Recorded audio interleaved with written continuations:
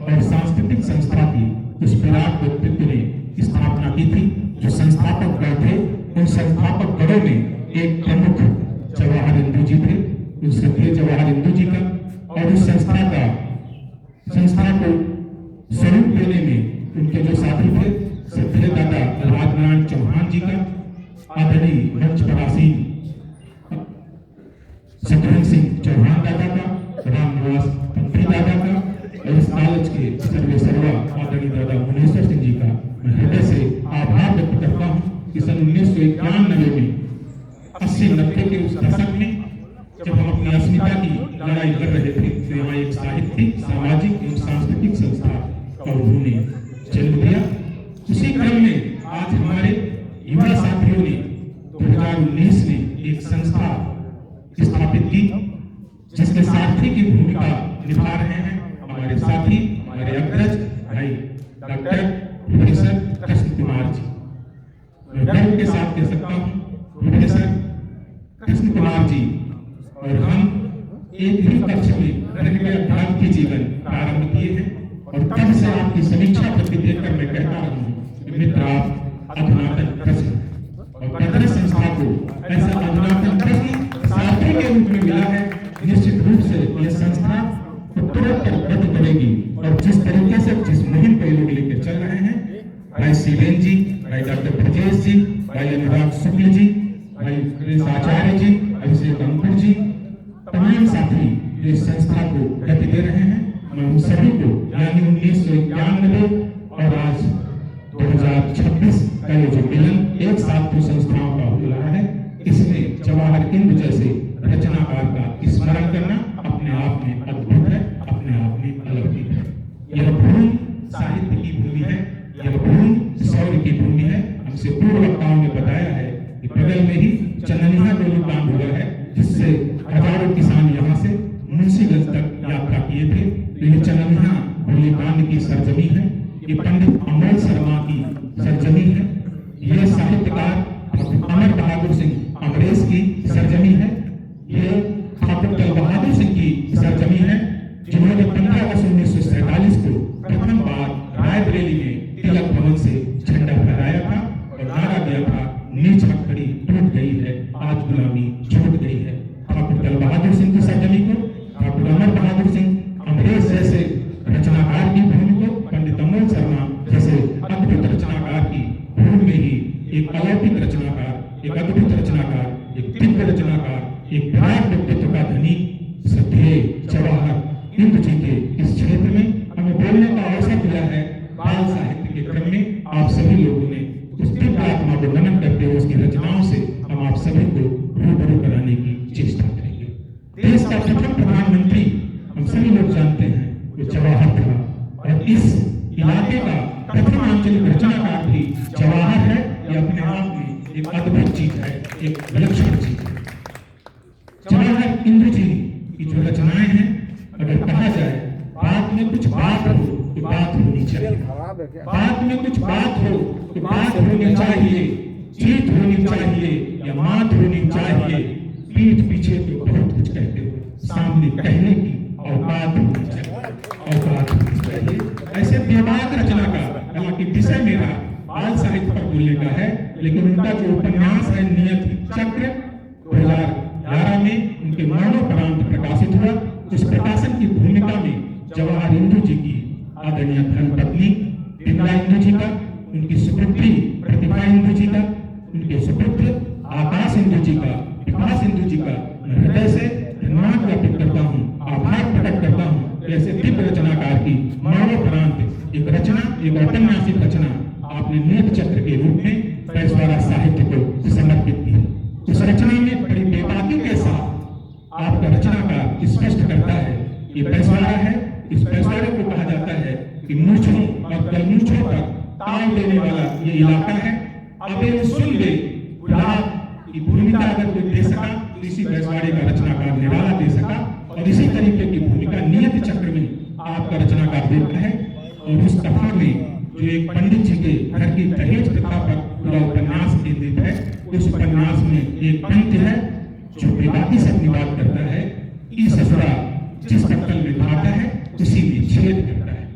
हालांकि विषय ये मेरा नहीं है, जिस विषय पर मैं हूँ वो बाल साहित्य। बाल साहित्य के क्रम में एक प्रोफेसर लखनऊ विश्वविद्यालय के हैं सुरेंद्र विक्रम जी, वो अंतरराष्ट्रीय स्तर पर बाल साहित्य का संकलन कर रहे हैं। इंदु जी की किताबों का एक केवल सेट मुझे प्राप्त हुआ आदरणीय दादा पंथी के द्वारा। उससे फोटो खींच करके मैंने सुरेंद्र विक्रम जी को दिया है। बाल साहित्य का इतिहास जो सृजित किया जा रहा है उसमें आपके इलाके का ये रचनाकार बाल साहित्य के इतिहास में संकलित हो रहा है और संकलन जिनका आ रहा है प्रोफेसर इंद्र सुरेंद्र विक्रम जी। मेरा एक रिसर्च पेपर भी जवाहर हिंदू जीवन परिवेश एवं रचना परंपरा पर 10 पेज का प्रकाशित हुआ है और छात्रा हमारे अंदर में अभी आपके बीच में आई ऋषि सिंह, जो जवाहर हिंदू के जीवन दर्शन एवं साहित्य पर अपना कार्य शोध कार्य संपन्न कर रही है। इनकी जो बाल साहित्य की रचनाएं हैं उनमें खरा सुना, करनी का फल और मछली नाची उछल उछल ये महत्वपूर्ण रचना है। खरा सुना रचना गांव के परिवेश से जुड़ी 5 कहानियों का, बाल कहानियों का संकलन है, जिसमें सुनील दीदी से यात्रा शुरू होती है और संभवतः तीसरी महत्वपूर्ण कहानी है जिसका नाम खरा सुना। खरा सुना कहानी एक परिवार की कथा है। उस कथा में प्यारे और न्यारे 2 भाई हैं, प्यारे बड़ा भाई है और न्यारे छोटा भाई है। न्यारे संयोग से सरकारी सेवा में है और प्यारे अपने बच्चों को शिक्षा देने का काम करता है, लेकिन कृषि वृत्ति में संलिप्त है। बच्चे को उच्च शिक्षा वो देना चाहता है, लेकिन अर्थ का अभाव, उस अर्थ के अभाव में लोग ये कहते हैं कि अपने बड़े भाई से कुछ आप पैसा मांग लो ताकि बच्चे को आप प्रवेश दिला सको। अपने छोटे भाई न्यारे के पास जाकर के उनसे पैसा मांगता है प्यारे, लेकिन न्यारे छल कपट करता है और पैसा देने से मना कर देता है। प्यारे चिंतित होता है, घर में आता है, माँ को बताता है, माँ घर में एक सोने की अंगूठी है, उस सोने की अंगूठी से कहती है को गिरवी रख दो और जो पैसा मिले उस पैसे से बच्चे का प्रवेश करा दो। सोना लेकर के सुनार के पास जाता है, अंगूठी लेके सुनार के पास प्यारे जाता है और जैसे ही अंगूठी सुनार देखता है वैसे ही कहता है ये तो खरा सोना है, खरा सोना है, इसे हमें क्यों देने आए हो? अपने भाई को दे दो, उनके पास पैसा है, खरा सोना घर में ही रह जाए। वो कहते हैं उन्होंने मना कर दिया कि मेरे पास पैसा नहीं है। सुनार ने कहा उनके पास पैसे की कोई कमी नहीं है। सुनार के साथ प्यारे उनके घर जाता है और छोटे भाई से जब कहता है तो कहता है दूसरे का पैसा मेरे पास रखा है, वो ले जाओ, खरा सोना है, इसको उस पैसे से मैं अपने पास रख लूं। संयोग से वह बालक प्यारे का, जिसका नाम कहानी में मोहन दिया गया है, वो मोहन परगना अधिकारी बन जाता है और इधर छोटा भाई न्यारे जो सरकारी सेवा में है वो रिश्वत लेते रंगे हाथों पकड़ा जाता है और अंततः उसकी स्थिति बहुत खराब हो जाती है और छोटे बड़े भाई का बेटा मोहन जो परगना अधिकारी हो गया है वो और उसके पिताजी न्यारे के पास आते हैं और कहते हैं कि हम परिवार के लोग हैं, खरा सोना है, कोई बात नहीं, हम सब मिलजुल कर रहेंगे, एक साथ रहेंगे, नेक बन के रहेंगे। ये खरा सोना जो बाल कहानी है इसकी एक महत्वपूर्ण कहानी हमने आपसे समझा। इसी तरीके से मछली नाची उछल उछल ये बाल कविताओं का संग्रह है।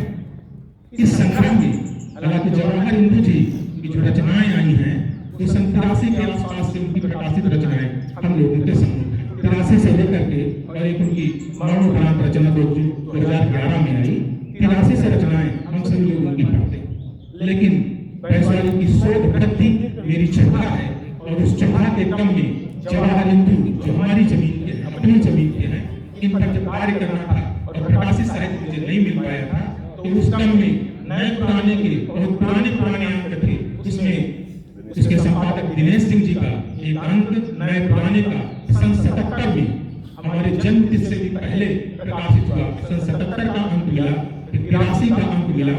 उसी क्रम में जवाहर हिंदू जी के तमाम सारे सहयोगी, उसमें आदरणीय दादा रामनिवास पंथी जी, आदरणीय दादा जय चक्रवर्ती जी, आदरणीय दादा ब्रजेश त्रिपाठी जी, आदरणीय दादा राजेंद्र बहादुर सिंह राजन जी, आदरणीय दादा राम नारायण रमण जी जैसे तमाम साथियों ने मिलकर के एक संकलन सन 82 में निकाला था।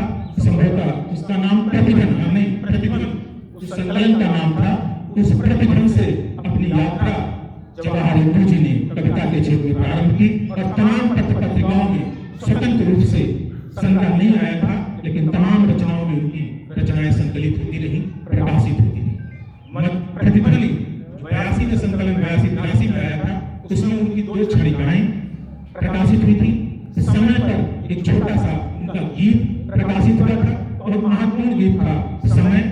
उसमें लिखा था कि समय रुकता नहीं है, समय रुकता नहीं है, न किसी गाड़ी से न किसी स्टेशन पर ये कभी रुकता नहीं है। समय तो आदमी से, आदमी का, काल से, काल का रिश्ता है, ये रिश्ता चलता रहेगा, अनवरत चलता रहेगा।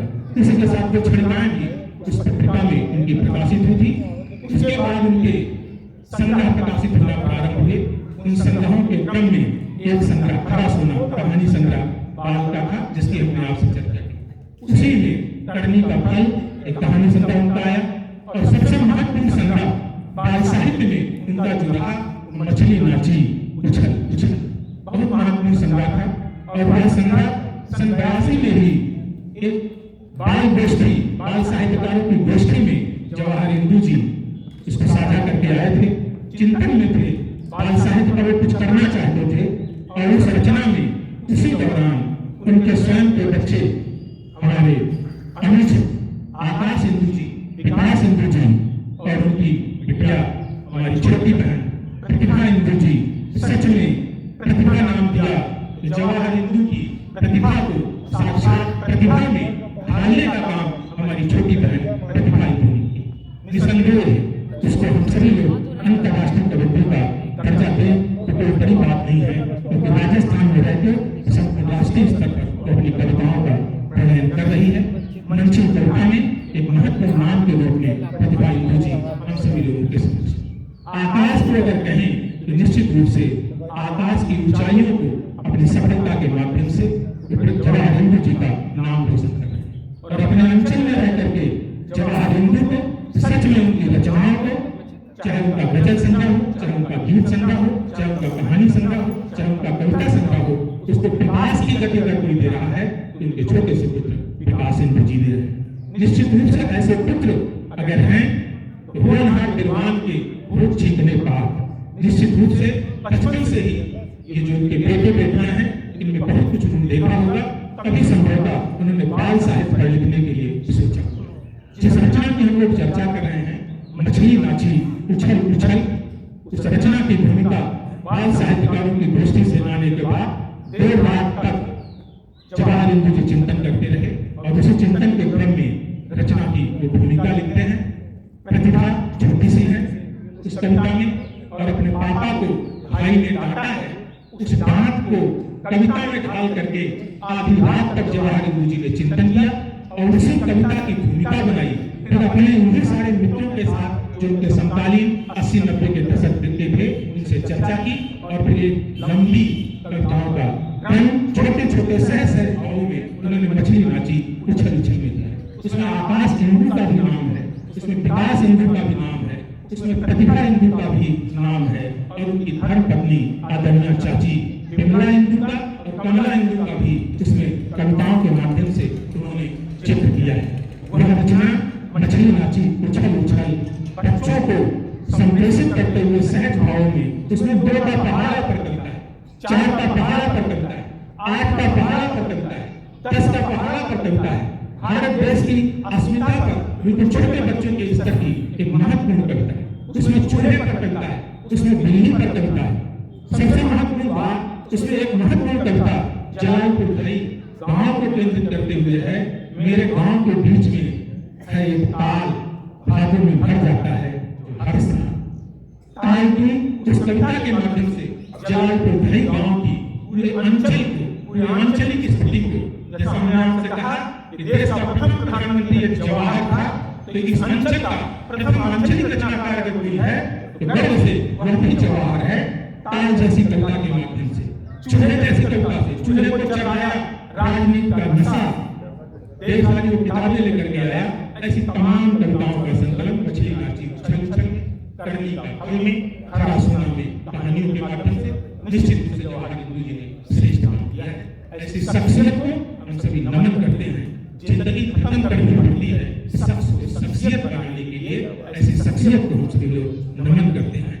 इस युवा टीम का एक बार हृदय से प्रेस परिवार का, अंकुर परिवार का मैं हृदय से अभिनंदन करता हूं, क्योंकि ये युवा साथी अगर ना हो तो कहा जाता है कि जवान अंकुश ओर चलता है, जिस ओर जवानी चलती है, जिस ओर से श्रद्धेय जवाहर इंदु जी तक ये संगोष्ठी कराना और इन रचनाकारों को, वरिष्ठ रचनाकार को, नवोदित रचनाकार को और श्रोता, श्रेष्ठ श्रोता को आपने सम्मानित किया। मैं हृदय से पूरे परिवार का नमन करता हूँ, वंदन करता हूँ। जय हिंदी, जय नागरिक, जय हिंद। ये जानकारी कम हो, लेकिन मेरा ये मानना है कि वो जिस विषय पर अपना बात रख देते हैं तो किसी दूसरे वक्ता को उस पर बोलने के लिए चला नहीं जाता, बिना किसी भूमिका के डॉक्टर कृष्ण कुमार सभी साथियों ने विस्तार से बात कह दी। मैं मेरी बात